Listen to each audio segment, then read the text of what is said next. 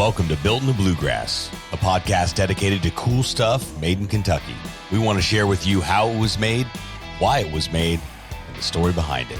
And now, here's your host. Hello, everybody, and welcome to another episode of Built in the Bluegrass. We have a very cool episode for you all with a very cool company. Learned a little bit about them during the Coolest Thing Made in Kentucky tournament. They did make it to the final 16, right?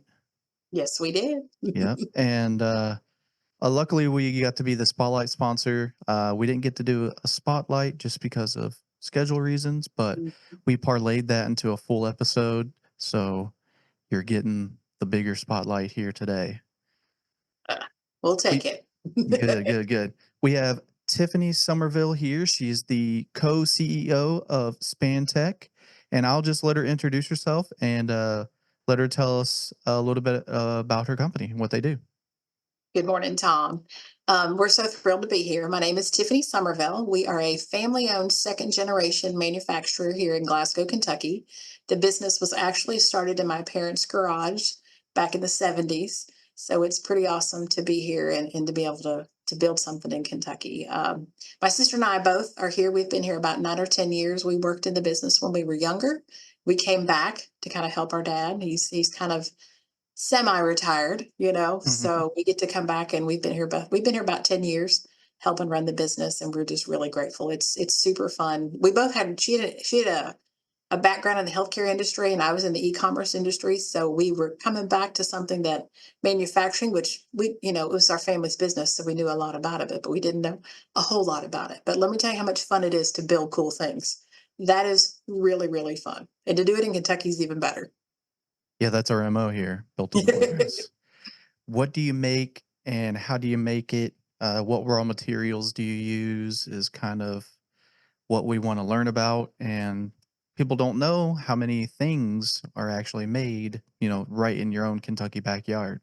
There's so many things that get shipped and made and shipped right here locally that people just have no idea. You are absolutely right, Tom. I mean, even I, who's in manufacturing, there were some things on that list that I didn't even know were made in Kentucky. And I was like, that is so cool. Yeah. That is so cool. So, but yeah, we were tickled to be in that group of really cool items made in Kentucky.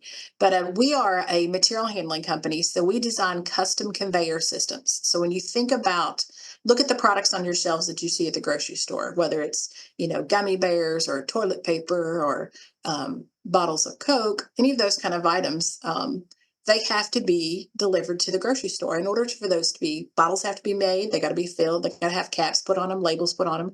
All of that process has to happen inside of a factory. So we are the conveyors within the factory that move those products through the processes to be made. And we design our systems custom. So if you just want a straight conveyor that's going to take you from point A to point B, that's probably not us. But if you have to go around a wall, around a post, over or under, if you have to have things detected through a metal detector, if you have to take things up 3 floors, that's us. So we will come in, look at what your problem is or where you need to take your products, and we will come up with a very effective solution for you. And our systems are built out of mild steel, stainless steel. We can powder coat them to a specific color for a customer. And then we have a plastic modular chain. So our chain is also custom. So we can make it as small as, an inch up to like 4 feet. So it can be all designed, and you may need to elevate something. You may need to bring something down slowly. And a lot of people, when you go to buy something on the shelf, you don't want to have marks on the box. And that's another thing you have to be very careful when you're moving these products through a factory. You don't want to damage the product. You don't want to damage the box. And all of that has to be done very gently and very carefully. And that's where we come into play. We build these systems and this equipment for those types of manufacturers. And we ship all over. We've shipped to Europe, we've shipped to Japan, we've shipped to Australia. We have stuff all over Mexico. We have stuff all over the United States. And I could go through a long list of customer names. You'd be like, oh yeah. And it's all made right here in Glasgow, Kentucky. That's awesome. Do you, how big's the instruction manual on one of those things? Well, it's actually not too bad. We just digitized it, so everything's Yeah. online, and it's really cool. And but it's if you, I tell people the easiest way to look at it is if you were younger and you had a Lego set or one of Mhm. those erector sets, that's a lot what it's like. It's all these pieces and parts that you put together that make this really cool system.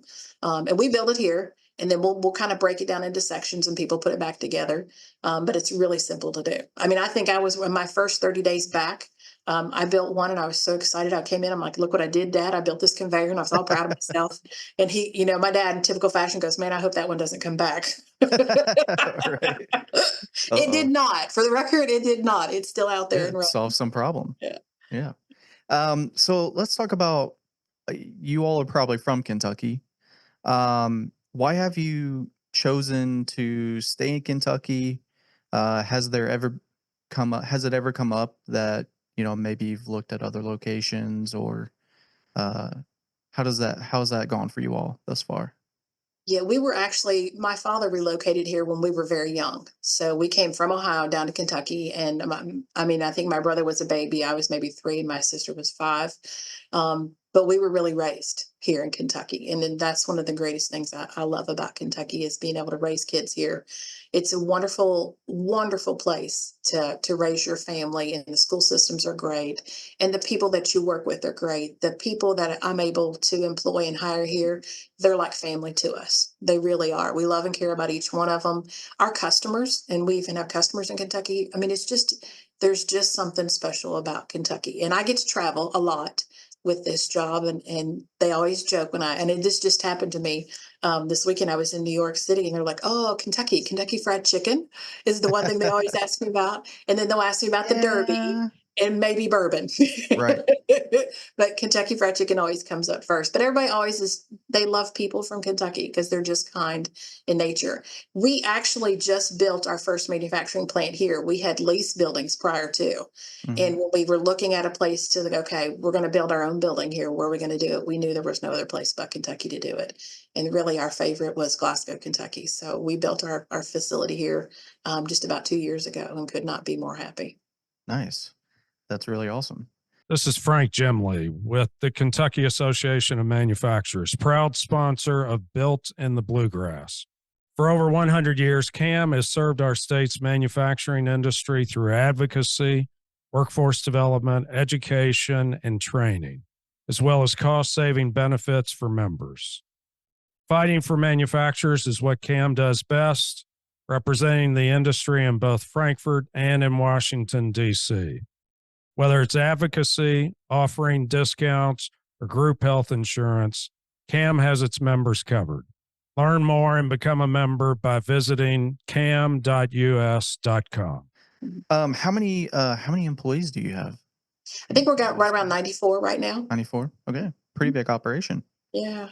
Especially for Glasgow. I had a friend in college that he was from Glasgow, and I've been here since like 1998. I'm like you. I came from Ohio, so I Oh, was okay. Cincinnati, came down to Corbin, Kentucky area. Yeah. So you talk about Kentucky Fried Chicken. That's where it's from, right Is there. right from Corbin. That's Yep. right. Yep. Pretty interesting. What a flow there. Mhm. Um, so let's get into the one product that uh was on the coolest thing made for Kentucky, the Outrunner Spiral. So I know there's something big happened with that. Can you tell us the story about that particular incident? Yeah, it's one of my favorite stories to tell. We make a lot of equipment, but one of the coolest things we make is what's called an outrunner spiral. And what it does inside of a factory is it takes product either up or down, much like an elevator. And we use it a lot for cooling and moving things within a small space. So when you think about a factory, they need to take those products through all those steps that I was talking about. Filling a bottle, labeling a bottle, putting contents in there, and all that stuff. Well, to do that it takes up a lot of floor space, and the more floor space you take up, the more money that is. So they always need to condense it and keep it in a small spot. So an Mhm. outrunner spiral allows the customer to take that product up or down in a very small footprint because it's like a little elevator going up and going down. And so the cool thing is we had somebody come to us and they were a baby manufacturer and baby formula manufacturer, and they were building their plant in the United States. And that was the first baby formula plant, I think, that was going to be built in the United States in like 25 years. And this was during the pandemic when there was a shortage. And, if you were a parent, you could not find baby formula. It was really difficult. So they came to us and they were going to build their own facility and they had to do it really quickly. And they're like, well, can you all do this for us? We said, absolutely, we can do it. And we laid out a plan for them. And they're like, how quickly can you do it? So we went back with our standard delivery terms and says, here's how fast we can do it. They came back and said, can you do it quicker? So we're like, okay, hang on, let us double check. We looked at them like, yeah, we can do it. And I think we cut like 3 or 4 weeks off of it. And they're like, okay. And then they came back the third time and they said, can you do it even faster? And we all kind of looked at each other and we're like, okay, how fast can we actually really build this system for them? And it had 4 outrunner spirals that were 30 feet tall. And we're like, okay. So we all got together and came together and we're like, we're saving babies at this point. How fast can we do this? And the whole company went in and just dove into it and said that we can build it this fast. And we built all of it in 6 weeks.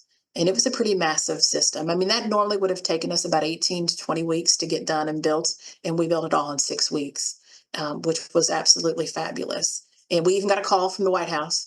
They were in the middle of going through this process with them. They were able to engage the White House to say, hey, we can escalate anything you don't have. So if there were, because a lot of times during the pandemic, you would be missing a teeny tiny part and it would stop you from shipping something. Mm-hmm. So they were able to invoke Homeland Security. They had to contact every vendor that was involved in building out this facility to say, what are you doing? How are you doing it? How are you doing it fast enough? Is there any vendors you're having trouble with getting any parts that they would help? And we were able to come in and we said, hey, we've got all of our parts. We have everything we need. It's all coming in. And they're like, we told them our plan. They're like, great. You guys are doing wonderful. If you have any problems, call us back. And, we got it built and done for them. And we looked around and we're like, hey, we finally get to save babies. Because we used to joke around. I had a joke around here. I'm like, hey, we're just building conveyors. We're not saving babies. And one day somebody goes, hey, we are saving babies. So we got to save babies that year. So that was a pretty awesome thing. Fulfilled a long-term, almost pun. Yes. I'm not allowed to say it anymore. you spoke it into existence. Now they're That's like, right. You can't say that anymore. That's right. We actually did save babies. We did. Yep. That's pretty awesome. You don't have to necessarily throw out names. The usual question is, where would we see your product out in the real world? And I guess you kind of answered that already. We don't really see your product. We more see the, I guess, the products that you Yeah, we call it our end user. So the end user that actually ends up using our equipment is a lot of the things you see on the grocery shelves. That's the majority of our business. And then we'll do things like we've done oven doors, we've done albums, we've done shoes, we've done library books, we've done things for library departments, like you wouldn't even think of that.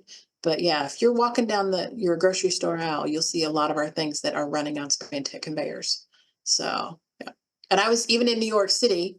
I was in New York City this past week, and there's a retail store in there that's a Japanese retail store. And I can't even pronounce the name of it, but I'm looking at it. I'm like, I've been in their plant, and inside their plant is SpanTech Conveyors from Glascow, Kentucky. That is awesome. Always fun.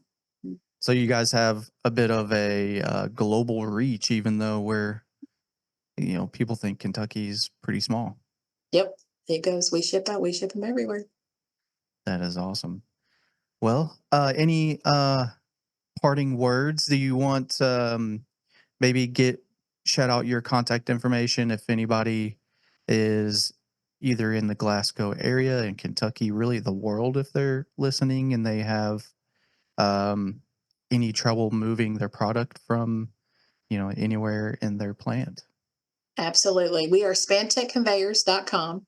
You can get online and see all of our products there. You can also reach me at Tiffany at SpanTechLLC.com. And we'd be happy to talk to anybody. We were really tickled to be a part of this event. So we appreciate you all shining the light on, we know what we feel is really cool. And we were able to kind of share it with a lot of people, and we just really appreciate it. Even our little hometown got behind it. And so we really appreciate it. It was super fun to do, and we appreciate the exposure. And we were, glad to know all the other things. I think we've even got some customers that may be on the coolest things made in Kentucky we need to go find. So I think they need conveyors.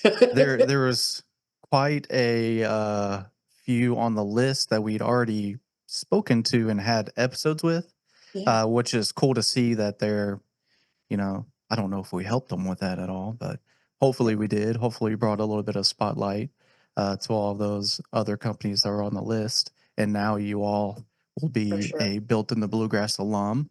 You get Yep. to tout this over the other conveyor system people that haven't done this yet. That's right. All right, Tiffany. Well, I thank you for your time, and we'll get this up and out and get you all in the spotlight. This has been another episode of Built in the Bluegrass. If anybody needs some conveyor belt systems, feel free to reach out to Tiffany and her team at SpanTech. And thank you all for listening, and we will see you next time. Thanks, Tom.